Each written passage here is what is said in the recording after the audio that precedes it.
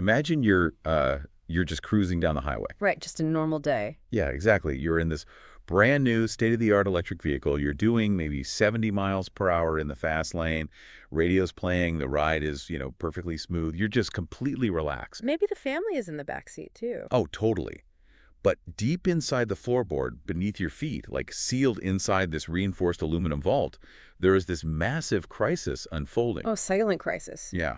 The car's brain, specifically the battery management system, or BMS, has just realized something absolutely terrifying. It's basically looking at a bomb, right? A massive volatile reservoir of chemical energy. Exactly. And suddenly, it has two completely different sets of numbers telling it how much energy is actually in that battery pack. Which is not what you want. Definitely not.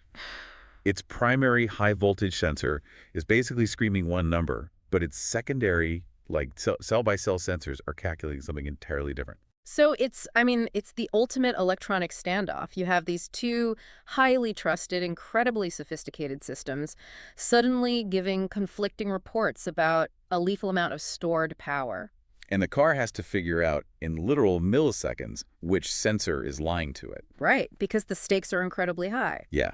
And more importantly, it has to figure out how to keep you, the driver, completely safe without just, panicking, instantly cutting the power, and leaving you stranded dead in the fast lane with semi-trucks bearing down on you. Which would be catastrophic. So that hidden high-stakes standoff, that is exactly what we're tearing apart today. Welcome to this deep dive. Glad to be here for this one. It's a fascinating topic. It really is. Yeah. Today we're going into the incredibly intricate, microscopic world of high-voltage battery functional safety, and we're specifically focusing on two highly critical fault codes, which are P0BFA and P0A8E. Yeah, and in the engineering world, those codes translate to a total voltage sensor circuit anomaly. Which, sounds kind of like dry jargon if you're outside the automotive industry. Oh, sure, it sounds boring. But the reality of what those codes represent, that is the fundamental safety net of an electric vehicle. If this system fails, the battery is completely flying blind. So we are going to unpack this from every conceivable angle. We're starting down at the microscopic physics of why these components fail in the first place. Because they do fail. They do.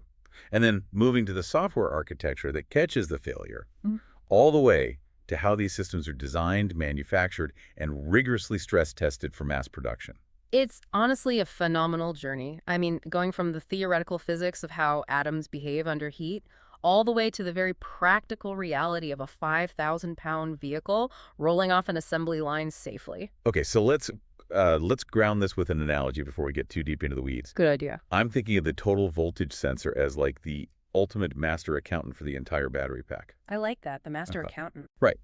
And this accountant uses a highly sensitive tool, something called a high-resistance precision voltage divider, to basically monitor the overall big-picture energy flow of the pack. The macro view. Exactly. Yeah. But at the same time, you have these lower-level managers, which are the individual cell sensors, and they're collecting millions of individual receipts from every single battery cell. Right. So when the master accountant's ledger doesn't match the sum of all those individual receipts from the managers... Total panic ensues. Exactly. Total panic. That's a perfect visualization, really. Yeah. The master accountant is looking at the macro view, the total pack voltage.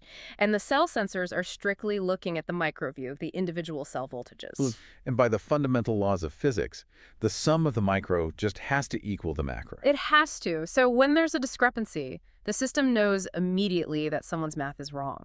And it just can't trust the safety of the pack until it figures out who it is. Okay, so before we can understand how the car steps in and saves you from this accounting disaster, we really have to understand what goes wrong in the first place. Right, the root cause. Yeah. And we're talking about solid-state electronics here. Yeah. When I think of things breaking in a car, I usually think of, gears grinding down, belts snapping, oil leaking. Mechanical failures, sure. Yeah. There are 0 moving parts in a voltage sensor. Why would a solid-state sensor just suddenly start spitting out bad math? It seems totally counterintuitive, doesn't it? Without friction or mechanical wear and tear, you'd think a silicon chip or a resistor would just last until the end of time. Right, like it should just sit there and work forever. But down at the molecular and electrical level, these components are just under absolute siege. And the most pervasive, slow-moving killer of these systems is thermal drift and aging. Thermal drift. Okay, to understand that, we need to look at what the accountant is actually using to do the math. You mentioned this voltage divider earlier. I assume we can't just plug a delicate computer chip directly into an 800-volt battery. Oh, definitely not. The microcontrollers, the actual brains of the BMS, they run on tiny voltages. We're talking usually 3.3 or 5 volts. So barely anything. Right. If they even looked at 800 volts, they'd vaporize into a puff of smoke instantly. Wow. Okay. So a voltage divider is this electrical circuit that uses mega-ohm precision resistors, meaning millions of ohms of resistance, to take that massive lethal voltage of the battery pack and step it down. Step it down to what? Down to a tiny readable fraction that the microchip can actually safely measure. Okay, it's like taking a high-pressure fire hose and trying to measure the water pressure with a medicine dropper. That is exactly what it's like. You need a massive bottleneck to slow it down. And those bottleneck components, those mega-ohm resistors, they have a brutal job. I mean, not only are they holding back that massive electrical stress, but physically they're usually mounted right next to incredibly hot components. Oh, right, because batteries get hot. Very hot. They sit near the battery modules that generate heat during charging, or right next to massive power distribution components like the main contactor relays and fuses. And those get incredibly hot during highway driving. So they're basically just baking in an oven while holding back a literal waterfall of electricity. Exactly. But how does heat actually break a solid piece of metal? Like, it's not melting, right? No, it doesn't break it in the way a stick snaps. It changes it at the atomic level. Wait, really? The atoms themselves? Yes.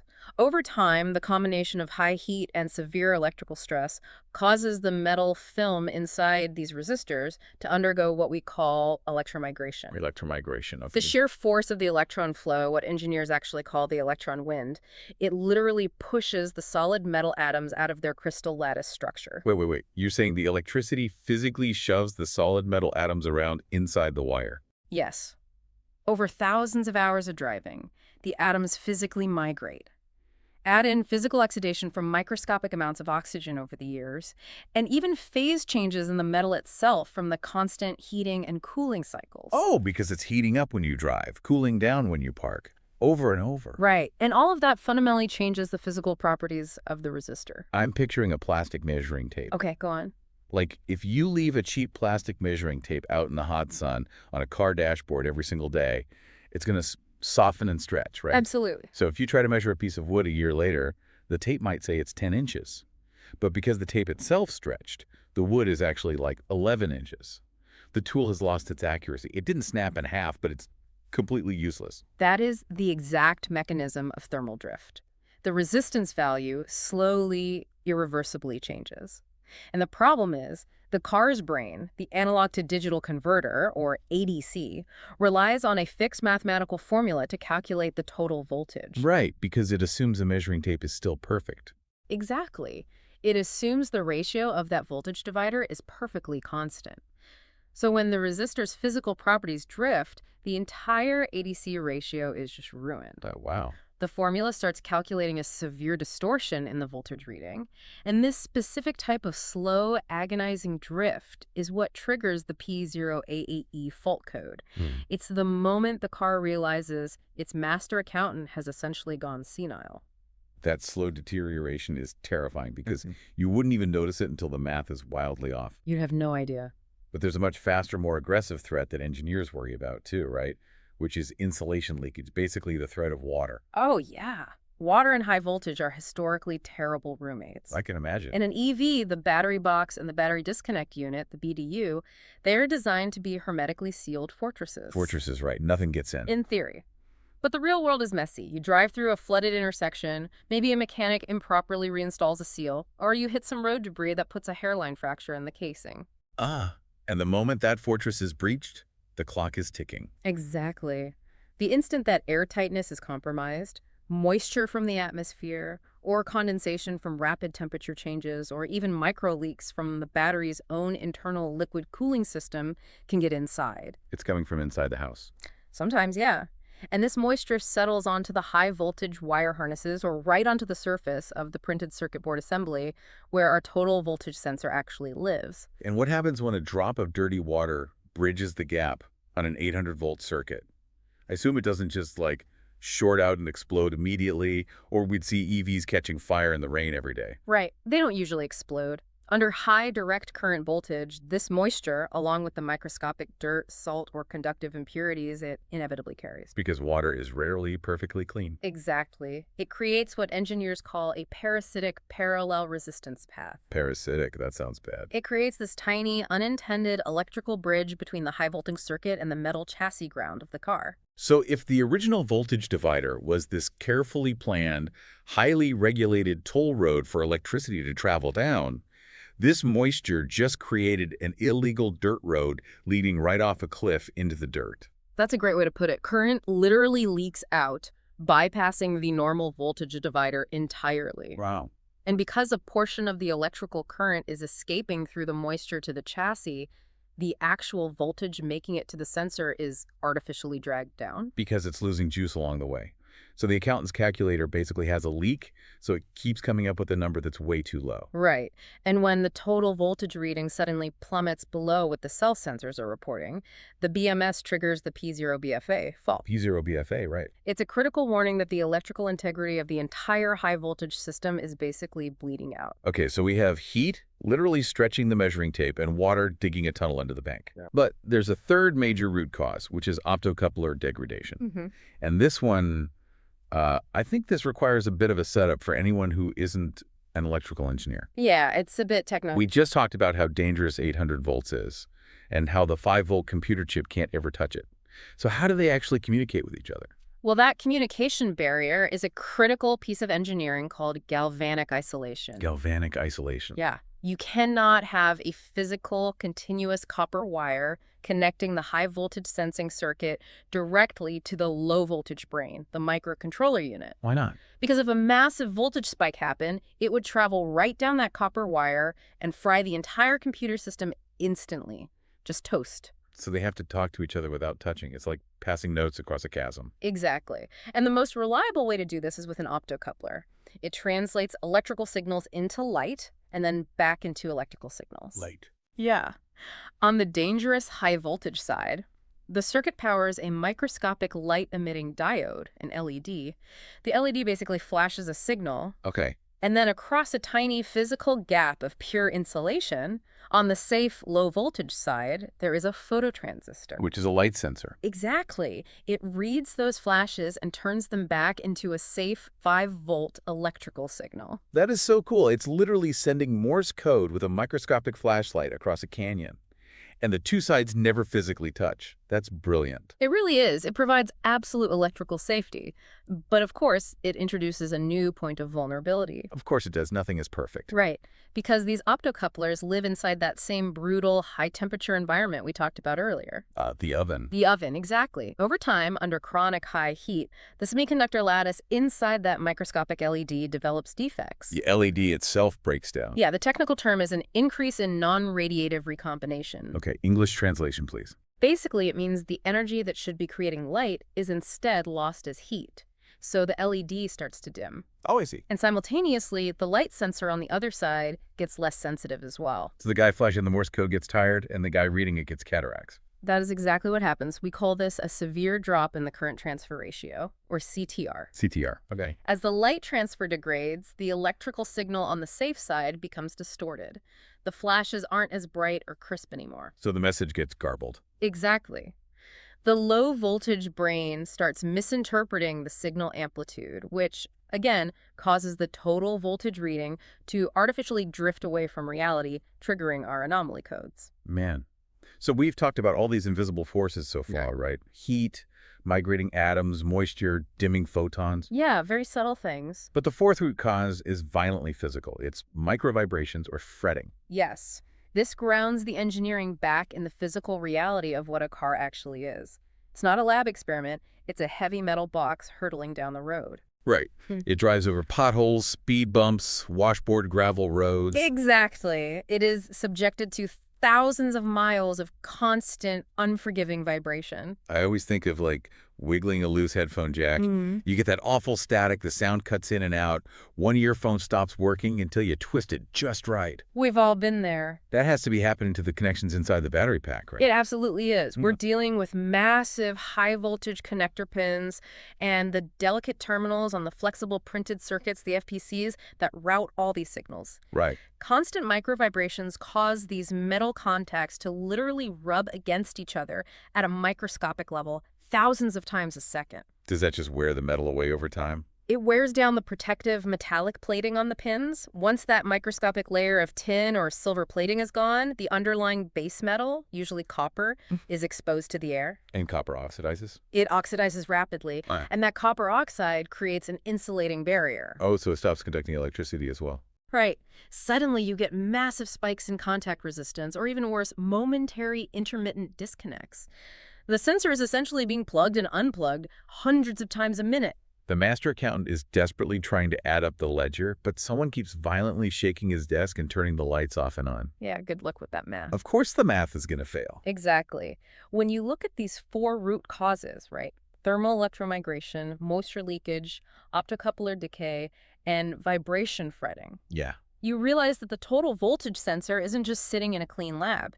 It's fighting a war on 4 fronts every single time you back out of your driveway. That is a terrifying realization. The environment is actively, relentlessly trying to sabotage the car's most critical safety sensor. It really is. Which brings us to, honestly, the most important question. How does the car survive this? How does the BMS catch these errors in real time before a bad sensor leads to a catastrophic fire or paralyzes the car on the highway? This is where we transition from the vulnerability of the physical hardware to the absolute brilliance of the system architecture. The software defense. Well, software and hardware layout. Automotive engineers, they assume the hardware will eventually fail. That's the baseline assumption. They plan for failure. Exactly.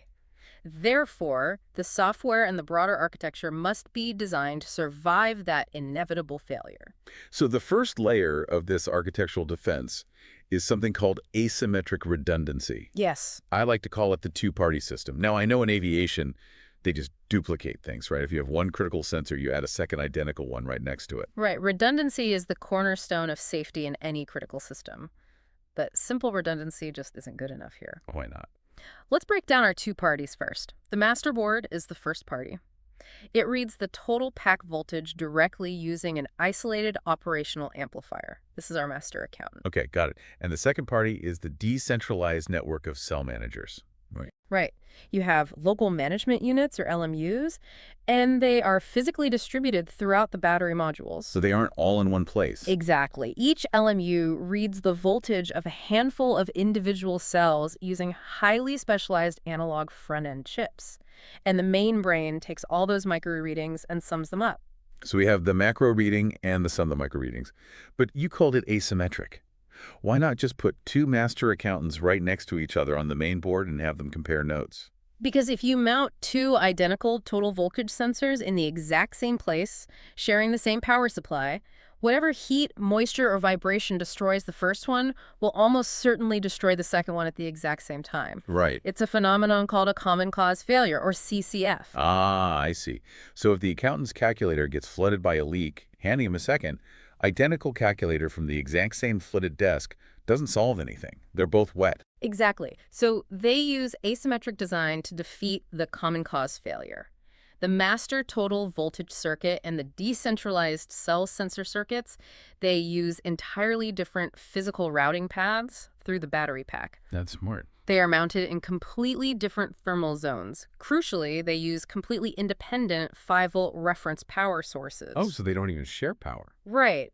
If one power source drifts due to local heat, the other one, sitting in a cooler part of the pack, remains stable.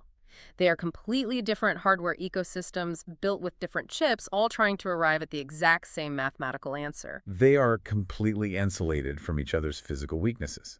That is incredibly clever. It really is. So we have our 2 independent sets of numbers constantly flowing into the brain.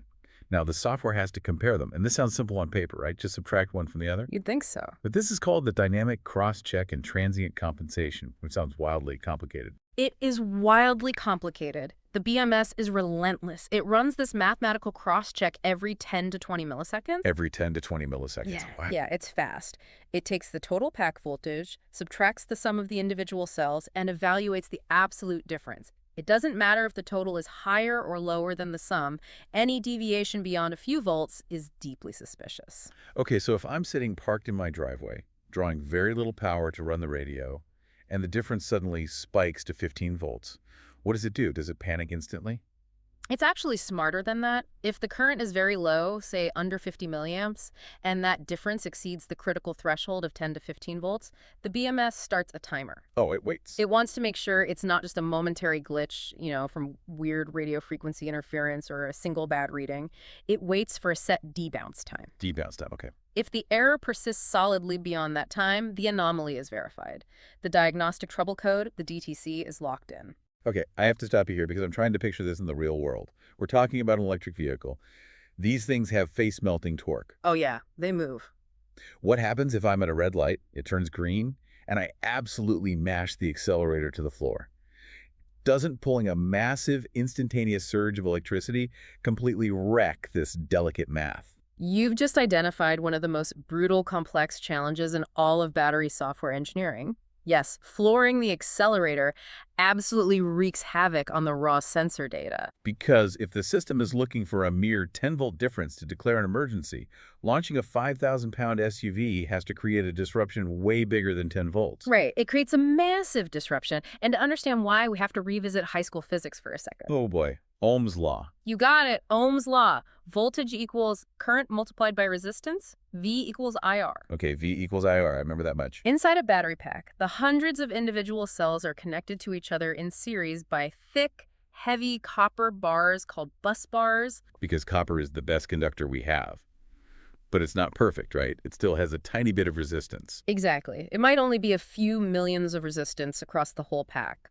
When the car is resting, the current is 0. 0 amps multiplied by those milliams is 0 voltage drop. So the math is perfect. The total sensor and the cell sensors read the exact same thing. But when you floor it, or when you slam on the brakes and trigger aggressive regenerative braking, you're pulling or pushing hundreds of amps of current in a fraction of a second. Hundreds of amps. And suddenly, 500 amps multiplied by those few millions of copper resistance equals a massive physical voltage drop. Right. Let's say that extreme current creates a 20-volt drop across the entire length of the copper bus bars. Okay. Here's the critical problem. The master total voltage sensor is wired to the very extreme ends of the pack. It sees the entire circuit, so it sees that 20-volt drop. Oh. But the cell sensors, they are wired directly to the positive and negative terminals of the individual cells. So they bypass the copper. They physically bypass the copper bus bars that connect the modules together. Oh my God. So during hard acceleration, the master accountant sees the total pack voltage plummet by 20 volts due to the copper resistance, but the lower level managers don't see it because they aren't measuring the copper. Exactly. The math doesn't add up. The total is 20 volts lower than the sum. The BMS is going to think the sensor is completely broken and trigger a false alarm. If the software were simple, yes, it would throw a false alarm and paralyze the car every single time you tried to merge onto the highway. That would be a terrible driving experience. Terrible and dangerous. This is where transient compensation is required. The software must run a highly advanced busbar impedance estimation model in the background. So it has to calculate the resistance of the copper while you're driving. It does way more than that. It uses adaptive algorithms, often Kalman filters, to constantly estimate the exact electrical resistance of the physical copper bars inside the battery, adjusting for temperature, because copper resistance increases as it gets hotter. Wow, it factors in the temperature of the metal too. Yes. When you floor it, the AI instantly calculates, okay, the current sensor says we're pulling 500 amps. My model says the copper resistance currently is 10 milliamps. Therefore, I fully expect a phantom 5-volt drop on the total sensor. It calculates the illusion before it even happens. Exactly. It dynamically subtracts that transient voltage drop from the cross-check formula on the fly. Unbelievable. It is actively compensating for the undeniable physics of high current. If the software model is accurate, the false alarm is suppressed, the math checks out, and you get your smooth, powerful acceleration. That is just mind-blowing. The software is actively predicting the physical limitations of copper at specific temperatures just to prevent a panic attack. That's modern EV engineering for you. But what happens when the compensation model does all its complex math, adjusts for the acceleration, and the numbers still don't add up? Like the sensor is genuinely physically broken. What does the car actually do to keep you safe? This triggers what we call the safe states. We are operating at an ASIL-D level of functional safety here. ASIL-D. What does that mean? It's the highest classification of risk in the automotive industry. It means if this system fails to mitigate the hazard, people could be fatally injured. Oh, wow. Okay, so very high stakes. So the car's response is highly orchestrated, Mhm. and it behaves very differently depending on exactly when the failure occurs. Okay, let's start with the most common scenario. You're in your driveway, you get in the car in the morning, and you push the start button. This is known as the wake-up or pre-charge sequence. Right. The car wakes up, does a millisecond diagnostic sweep, and immediately detects the sensor anomaly. The total voltage and cell voltages severely mismatch. Now, I was reading about this stage, and there's a massive warning about something called the DC link capacitor. Yes. Why does the car care about a capacitor when it's just trying to turn the battery on? Well, the drive inverter, which is the massive computer that takes the direct current from the battery and turns it into alternating current to spin the electric motors, it contains massive capacitors to smooth out the power delivery. Okay. When the car is parked and off, those capacitors are completely empty. They have zero voltage. Just sitting there dry. Right. If the BMS were to just instantly slam the main battery relays shut, connecting a live 800-volt battery to a completely empty capacitor. I assume it's like opening a massive damn floodgate into a bone-dry canyon. It's exactly like that. It creates a violent, instantaneous surge of inrush current. This surge is so unimaginably powerful that it creates a literal plasma arc as the metal contacts inside the relays try to close. A plasma arc. Inside the car. Inside the relay box. Yeah. And the heat of that arc literally melts the metal contacts together, welding them permanently shut. Oh my God. Which means the relay can never open again. Correct. You can never turn the battery off. You have an uncontrolled, live 800-volt system permanently connected. Which is a thermal runaway nightmare waiting to happen. Yeah, that sounds terrifying. So, to prevent this welding, cars do a delicate pre-charge. They close a much smaller secondary relay, sending a little trickle of electricity through a high-power resistor to slowly fill up that capacitor, and they carefully watch the voltage rise. Ah, slowly filling the canyon. Exactly. Only once the capacitor voltage matches the battery voltage is it safe to close the main heavy-duty contactors without an arc. But wait, to do that safely, to know when they match, the BMS absolutely must know the true voltage of the battery. And there lies the problem. Right. If the total voltage sensor is broken, the BMS is blind. It doesn't know the true voltage of the pack. It cannot safely calculate the pre-charge. Wow. So the safe state in the driveway is absolute paralysis. The BMS immediately aborts the pre-charge, opens all contactors, and permanently refuses to let the car enter ready mode. You are calling a tow truck from your garage. Yes. It's frustrating, but it prevents a fire. Fail-safe through paralysis. I totally get it. But let's go back to our nightmare scenario from the very beginning of the show. The highway. Right. You're doing 70 miles per hour in the fast lane, surrounded by traffic, and the sensor suddenly fails. It can't just open the contactors and paralyze the car then, can it? Absolutely not. Instantly cutting propulsion power on the highway is incredibly dangerous. You lose power steering assist, power brake assist, and the ability to accelerate out of a dangerous traffic situation. So what is the safe state while driving? How does it balance the risk of a battery fire against the risk of a high-speed collision? The BMS enters a highly coordinated voltage failsafe mode. The instant the discrepancy is confirmed, it flags the master total voltage sensor as compromised and completely ignores its data. It realizes the master accountant is compromised, so it just fires them on the spot. Yes, instantly. And it immediately promotes the lower-level managers. It begins to rely solely on the sum of the individual cell sensors for all critical safety calculations, overcharge protection, discharge limits, everything. But they don't see the bus bars. Right. It's not perfect, but it's enough to keep you safe. Simultaneously, it illuminates the malfunction indicator light, the MIL, and the big red warning triangle on your dashboard. So the driver knows something is deeply wrong and they need to pull over. Exactly. But the car is still driving. It is, but it doesn't leave you with full performance. The BMS smoothly and seamlessly limits the power output of the battery, usually cutting your maximum acceleration and regenerative braking in half. Okay, so it dials everything back. This is called a limp home or coordinated degradation mode.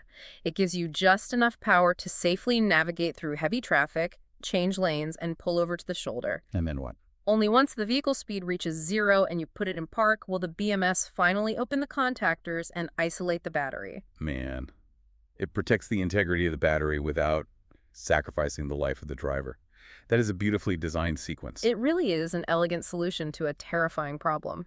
Okay, so we've seen the software gymnastics required to keep the car safe when the hardware fails. But any good engineer will tell you that relying on software to catch a failure is the absolute last resort. Yes, hardware prevention is always better. Right. The best way to handle a failure is to make sure the physical hardware never breaks in the first place. Which brings us to the design phase. This is the realm of DFMEA, design failure mode and effects analysis. DFME. Yeah. This is the stage years before a car is ever built, where engineers sit in a room, look at a circuit blueprint, and systematically brainstorm every single way the hardware could possibly fail and kill someone. Sounds like a fun meeting. It's intense, and as we discussed, they assign this specific failure, the total voltage sensor anomaly, a severity rating of 8 out of 10. 8 out of 10. That sounds high. In the rigid world of automotive safety standards, an 8 is incredibly severe. It means potential loss of primary vehicle function, risk of high voltage arcing, and significant safety hazards. So what's a 10? A 10 would be an instantaneous, unmitigated explosion without any warning. Okay, yeah, an 8 is still really bad. An 8 demands extreme, redundant, preventative measures baked directly into the silicon and copper. So how do they design a circuit board to fight back against heat, water, and vibration? What are the physical hardware defenses? First up, looking at the notes, I am seeing microfuses and current-limiting resistors. Right. We talked earlier about moisture creating a tiny parasitic short circuit, pulling the voltage down slightly. Right, the illegal dirt road. But what if a massive component on the board catastrophically fails and creates a dead short across the 800-volt lines? The current rush would be astronomical. The copper traces on the circuit board would instantly vaporize, right? To prevent this violent outcome, engineers place high-voltage microfuses and high-impedance current-limiting resistors at the very input pins of the sensing circuit before the voltage divider even begins. The very front door. Exactly. If a catastrophic short happens downstream, these components act as sacrificial lambs. The microfuse violently blows, or the resistor bottlenecks the current, physically severing the connection, capping the leakage, and preventing a catastrophic battery fire. So it just blows itself up to save the rest of the car. The next hardware defense is something called creepage and clearance, following strict GB 3A031 standards. Now, I have to admit, these sound like architectural terms for building a medieval castle, not designing a microchip. What exactly are creepage and clearance? They are essentially geographical rules for electricity, dictated by the physics of high voltage. Clearance is the shortest distance through the air between two conductive parts. Through the air, yep. It's the physical gap a spark would have to jump to cause a short. Creepage is the shortest distance along the surface of an insulating material between two conductive parts. So clearance is the air gap, and creepage is the surface path. Why do we need rules for both? Because high voltage desperately wants to find a path to ground, it's always looking for a way. If you place an 800-volt copper trace on a circuit board too close to a low-voltage 5-volt ground trace, the electrical potential is so high it can actually ionize the air between them and arc straight across the gap. Literally a mini lightning bolt. Yes, and it would completely destroy the low-voltage chip. That's clearance. The higher the voltage, the wider the air gap must be to prevent an arc. That makes total sense. But what about creepage? If the electricity can't jump through the air, how does it travel along the surface of a fiberglass circuit board? Well, over time, microscopic dust, salt, or a tiny bit of humidity can settle on the surface of the circuit board between those two traces. It gets dirty. Exactly. High voltage can creep along this contaminated surface. As it creeps, it slowly carbonizes the surface of the board, essentially burning a microscopic conductive carbon track into the fiberglass until it creates a full short circuit. Oh, wow, it burns its own path. It does. The GB 308H 31 standard legally mandates the physical geometric spacing, down to the fraction of a millimeter, that must exist based on the maximum voltage and the specific insulating material used. So they're legally enforcing extreme social distancing for electronics. That's the perfect way to look at it. The higher the voltage, the further apart everything must be to prevent tracking. Okay, the third hardware defense addresses the thermal drift we spent so much time on earlier, the idea of the measuring tape stretching in the heat. To fight this, the engineers use ultra-low drift components. Specifically, they source ultra-low drift thin film resistors for the voltage divider. Thin film. Yeah, these are the absolute crown jewels of the sensing circuit. We measure their physical stability in parts per million per degree Celsius, or ppm per degree C. Okay, break that down for me. What does 15 ppm actually mean in the real world? Automotive standards usually require these critical resistors to have a temperature coefficient of less than 15 ppm per degree Celsius. It means that for every 1 degree Celsius, the ambient temperature goes up. The electrical resistance value of the component will change by no more than 15 millionths of its original value. 15 millionths. It is astonishingly stable. You can park the car in the Mojave Desert, drive it hard until the battery module next to the sensor is boiling hot, and the physical properties of that resistor will barely flinch. So instead of a cheap plastic measuring tape, they're using a tape made of the most stubborn, thermally inflexible metal alloy on Earth to make sure it never stretches. Exactly. But here's the catch. Even with the best metallurgy on the planet, automotive engineers are inherently paranoid. Rightly so. They don't trust any component completely. Which leads to the final and perhaps most brilliant design defense: active self-diagnosis. This is my favorite part of the entire system architecture. It's very clever. It's this software trick designed to interrogate the physical hardware. I have another analogy for this one. Let's hear it. Imagine a security guard who works the night shift at a massive dark warehouse. His only tool is his flashlight. If that flashlight dies while he's deep in the warehouse, he's in serious danger. So a smart guard doesn't wait until he's in the dark to test it. Before he even leaves the brightly lit guardhouse, he turns the flashlight on, shines it at the wall, and confirms it's working.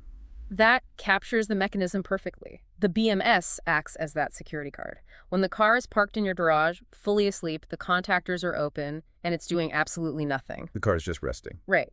The BMS periodically wakes itself up and actively injects a known, highly precise test voltage right into the total voltage circuit. Yeah, it shines the flashlight at the wall. It completely bypasses the massive 800-volt battery and uses its own internal, highly regulated 5-volt reference.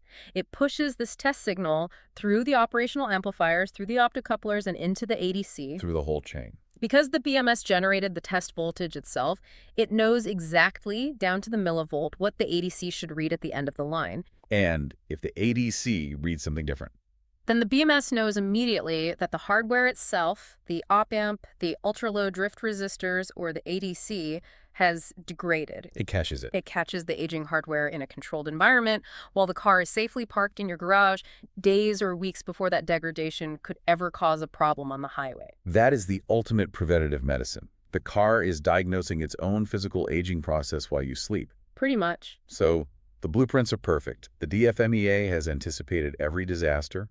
The safety nets are robust. But a perfect blueprint is entirely useless if the factory builds it wrong. And that happens more often than you'd think. Which brings us to the manufacturing side. This is PFMEA, Process Failure Mode and Effects Analysis. The engineering focus shifts from the theoretical design to brutal, relentless process control. How do we actually build it? Exactly. How do we physically build tens of thousands of these highly sensitive circuit boards every single day without making a single catastrophic mistake? I see the engineers use a framework called blocking the 5M1E variations. Man, machine material, method, measurement, and environment. That covers literally every variable on a factory floor. Everything that could possibly change. Let's look at the microscopic quality control they use to achieve this. The primary line of defense on the assembly line is 3D SPI and 3D AOI. SPI stands for solder paste inspection, and AOI is automated optical inspection. And they run every single board through this, not just a random sample. 100% of the boards, no exceptions. When they're attaching those critical mega-ohm precision resistors to the circuit board, a machine uses a stencil to apply microscopic amounts of wet solder paste. Okay. If there is too little paste, the electrical connection will be weak and eventually crack. If there's too much paste, it could bridge across to a neighboring component and cause a fatal short circuit. So they use 3D lasers to scan it. They use laser triangulation to measure the exact volume, height, and area of the wet solder paste in 3 dimensions before the component is even placed on the board. Before it's even placed. Yes. If the volume is off by a fraction of a cubic millimeter, the board is rejected on the spot. And then, after the resistor is placed and the board goes through the massive reflow oven to melt the solder and lock everything in place, the 3D AOI machine scans it again. Looking for what this time? This time, it's looking for couplinarity. Couplinarity, meaning, is the resistor sitting perfectly geometrically flat against the board? Exactly. If the resistor is tilted even a fraction of a degree, maybe one side floated slightly higher on the molten solder, one side of the solder joint is now thicker than the other. Okay, so it's a little lopsided. Why does that matter? When the board inevitably heats up and cools down thousands of times during normal driving, thermal expansion will pull unevenly on that tilted asymmetrical joint. Oh. Over time, that uneven thermal stress will cause microscopic cracks, fatigue microcracks, in the solder itself. Which introduces contact resistance, ruins the precise math of the voltage divider, and triggers the P0AAE fault years later. Exactly. The measuring tape stretches because the factory glued it down crooked. Precisely why the 3D AOI is critical. It catches that microscopically tilted resistor on the assembly line and rejects the board into a scrap bin before it ever gets installed in a vehicle. Wow, okay, that handles the delicate circuit board. But what about the physical wire harnesses? We talked earlier about fretting and physical vibrations causing bad connections. I assume they just solder the big wires to the connectors to make sure they never come loose. Actually, soldering high-voltage, high-current wires in an automotive environment is heavily avoided. Wait, really? Solder is rigid and brittle. Under constant vibration, a thick soldered wire will eventually snap right at the joint. Oh, I see. Instead, they use massive mechanical crimping. They just crush the metal terminal around the wire. That seems less reliable than melting it together. It's actually far more reliable, but it requires immense, precisely controlled force. When a thick copper wire is crimped into a metal terminal, the machine measures the exact crimp torque and the physical pull force required to tear it apart. So they test every single crimp. 100% of the crimps are monitored by load cells. But to prove the process is perfect, they do destructive testing called metallographic cross-sections. This is intense. They cut the wires open. They randomly pull a completed, heavily crimped wire harness off the production line, encase the entire metal terminal in a block of hard epoxy resin, and literally slice the metal right down the middle with a precision diamond saw. Diamond saw. Then they polish it and put that cross-section under a high-powered metallurgical microscope. What are they looking for inside the sliced wire? Are they just making sure the wires are tightly packed? They are looking for the total absence of air. A perfect crimp shouldn't look like a bunch of individual round copper strands squeezed tightly together. It shouldn't. No. The extreme mechanical pressure should actually break the microscopic oxide layers on the surface of the copper strands and force the pure metal to bond. It's a process called cold welding. Cold welding. Under the microscope, the hundreds of individual strands should deform and fuse into one solid, honeycomb-like mass of pure metal with zero air gaps or microshearing. That is wild. If they see even a tiny air void in the microscope, they shut down the crimping machine immediately and recalibrate the dies. They literally slice it open with a diamond to prove it's airtight. Speaking of airtight, let's go back to the moisture threat we discussed at the very beginning. The illegal dirt road. Right. Water leaking into the BDU box and creating a parasitic path. I assume they pressure test these boxes with air, like checking a bicycle tire for a leak. You'd think so, but air pressure testing just isn't sensitive enough for an 800-volt system. The oxygen and nitrogen molecules in normal air are relatively large. Okay. A water molecule can sometimes slip through a microscopic gap in a seal that actually traps air. Wait, so a box could hold air pressure but still let water in? Yes. To defeat moisture, they have to use extreme sealing and testing technology. When robots assemble the high-voltage enclosures, they apply a continuous bead of silicone glue around the perimeter. As the robot moves, dual CCD cameras follow right behind the nozzle, constantly measuring the width and thickness of the wet glue bead. Scanning the glue in real time. If there is a 1 millimeter air bubble in the glue, the cameras flag it. And after the box is sealed, how do they test it if they don't use air? They use a 100% helium leak test. Helium, like for balloons. Exactly. They pump the sealed box full of highly pressurized helium gas. Helium is a noble gas, and its molecules are incredibly small, much, much smaller than a water molecule. Ah, I see where this is going. If helium can't escape the box, there's absolutely zero physical chance water molecules ever getting in. They place a hypersensitive mass spectrometer helium detector around the outside of the box. Sniffing for helium. Right. If it detects even a single part per million of helium escaping through a microscopic flaw in the seal, the box fails the IP67 or IP68 waterproof rating and is immediately rejected. So water is physically locked out from the outside. But what if there's condensation? What if moisture just magically appears inside the box because you drove from a freezing mountain down into a humid valley? The air inside the box holds moisture. The factory has a backup plan for internal condensation too. Vacuum conformal coating. Okay, what is that? Every single high-voltage PCBA is sprayed with a specialized insulating chemical resin. But they don't just spray it on a conveyor belt, they do it inside a vacuum chamber. Why go through the trouble of doing it in a vacuum? Because modern circuit boards are incredibly dense, there are tiny microscopic crevices underneath the microchips and between the legs of components. Right, lots of little gaps. If you spray the coating in normal air, air bubbles get trapped in those crevices, leaving tiny areas of exposed metal. By pulling a deep vacuum first, all the air is sucked out. Then the coating is applied. So the coating goes everywhere. Capillary action pulls the resin into every single microscopic nook and cranny. It creates a completely impenetrable, skin-tight plastic barrier over the entire board. This prevents that ECM or electrochemical migration you see mentioned in the failure reports. Exactly. ECM is what happens when a drop of condensation sits across two electrically charged metal pins. The electricity causes the metal atoms to dissolve into the water and grow across the gap like a tiny metal tree. A metal tree. Yeah, called a dendrite. Once that metal tree bridges the gap, you have a hard short circuit. The vacuum conformal coating guarantees that even if condensation occurs inside the sealed box, the water never actually touches the charged metal. The metal tree can't grow. The level of paranoia here is staggering, and I completely love it. But my absolute favorite part of the factory process is the final step. We talked about how every physical component has tiny physical variations.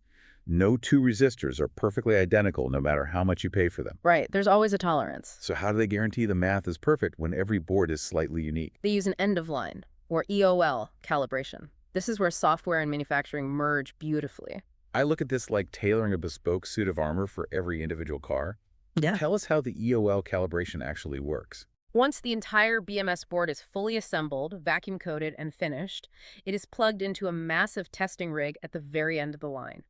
The factory actively injects incredibly precise, laboratory-grade high voltages into the board, say exactly 400,000 volts, and sees what the board's ADC actually reads. It might read like 399.995 volts because of the microscopic imperfections in that specific set of resistors. Right, but they don't stop there.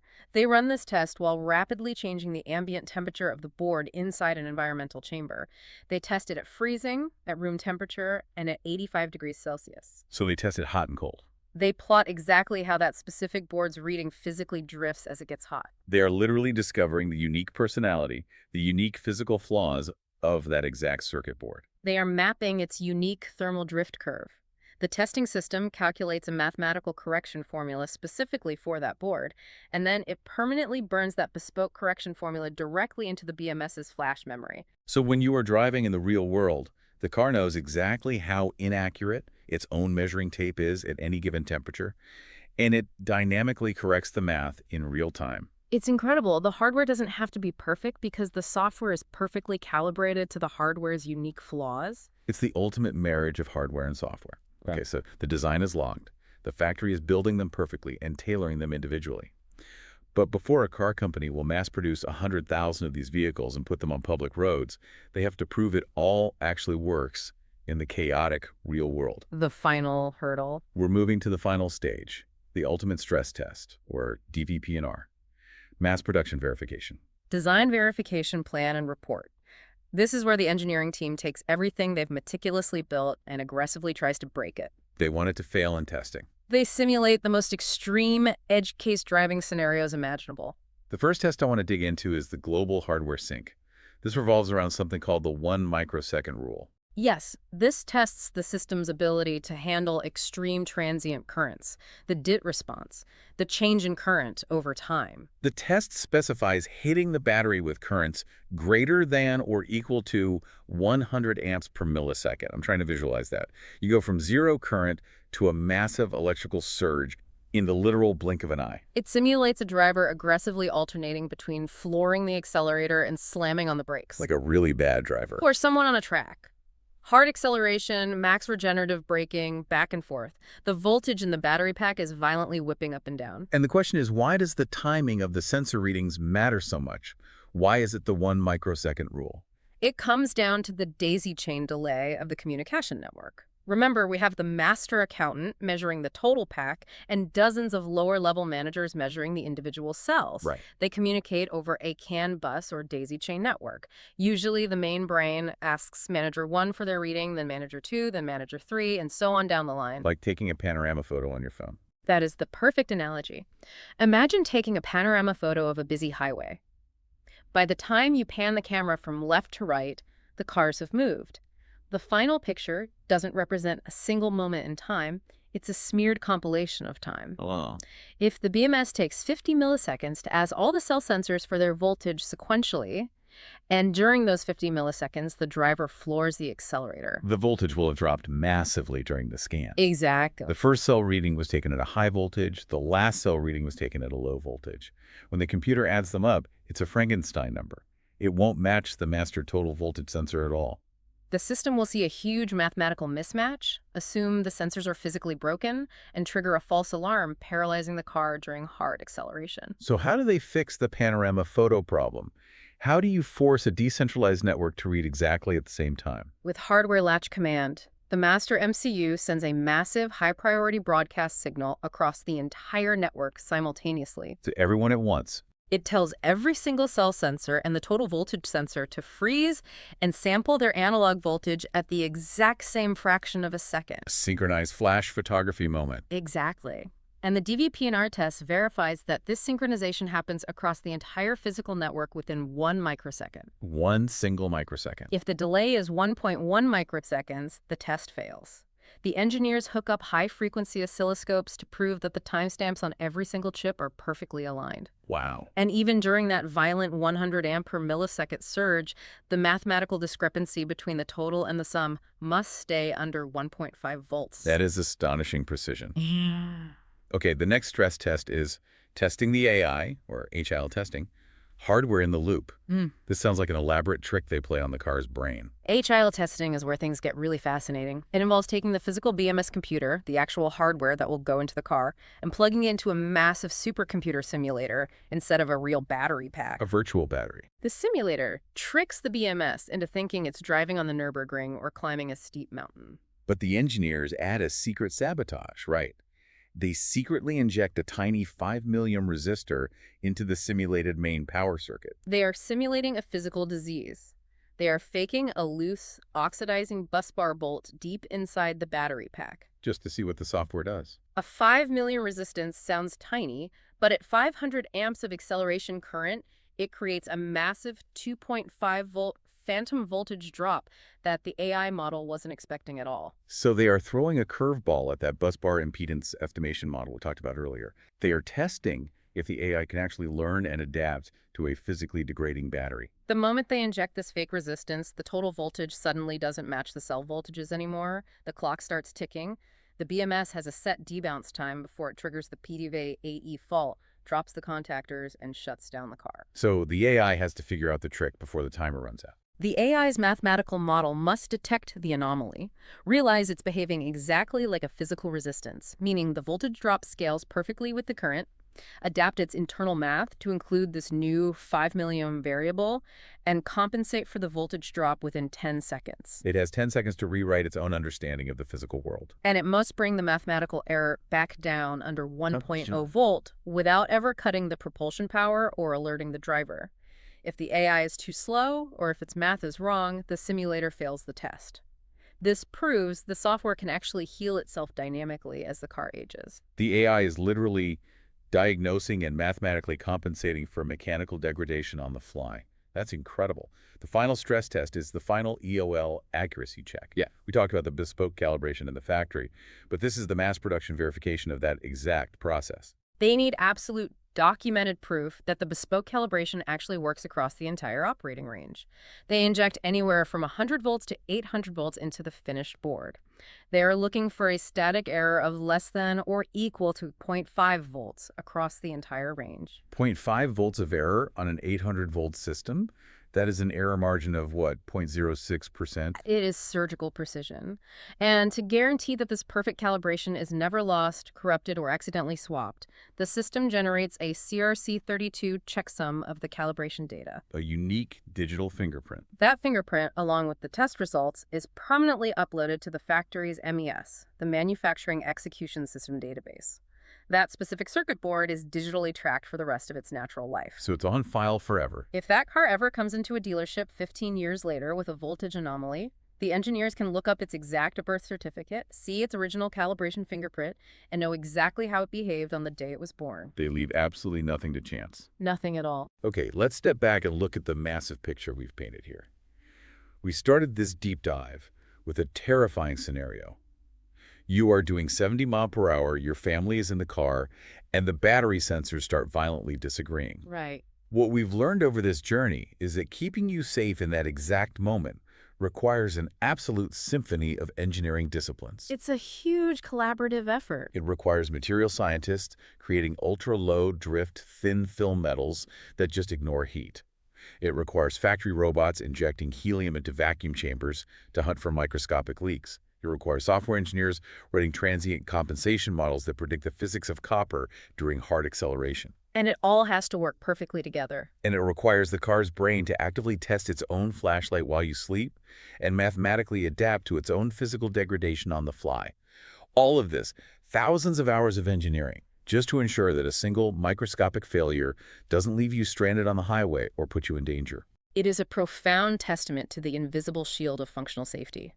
As drivers, we usually only see the steering wheel, the screen, and the accelerator pedal. Right, the stuff we touch. We don't see the millions of calculations, the bespoke mathematical armor, and the microscopic battles against physics being fought inside the electronics every single millisecond. It really changes how you think about stepping on the gas pedal. But as we wrap up, there is a final, highly provocative thought directly from the engineering documents that I want to leave you, the listener, with. This is a good one. We have spent this entire time marveling at the brilliant hardware and software protections for the 203 total voltage sensor fault. We've talked about how the car uses AI to learn to trust the physical sensors even when they seem to disagree due to copper resistance. Right, the transient compensation. But this raises a major, almost philosophical question for the next layer of the car's brain. What happens when we move downstream to the algorithm counterpart, specifically the 403 P0A8E total and cell sum mismatch? The pure algorithmic layer, where the math checks the math. Exactly. The question is, should we critically compare this hardware protection strategy with its downstream algorithm? How does that brilliant adaptive busbar impedance model we just discussed hold up when the algorithm itself starts second-guessing the physical sensors? It's a clash of systems. If the AI is trained so well to compensate for physical degradation, at what point does it start accidentally compensating for actual dangerous failures, masking a real catastrophe behind a wall of clever math? That's the danger of algorithms getting too smart. When the algorithm thinks it's smarter than the physical physics it was built to measure, who wins? Something to chew on next time you step on the accelerator, hoping a master accountant and his lower-level managers are still on speaking terms.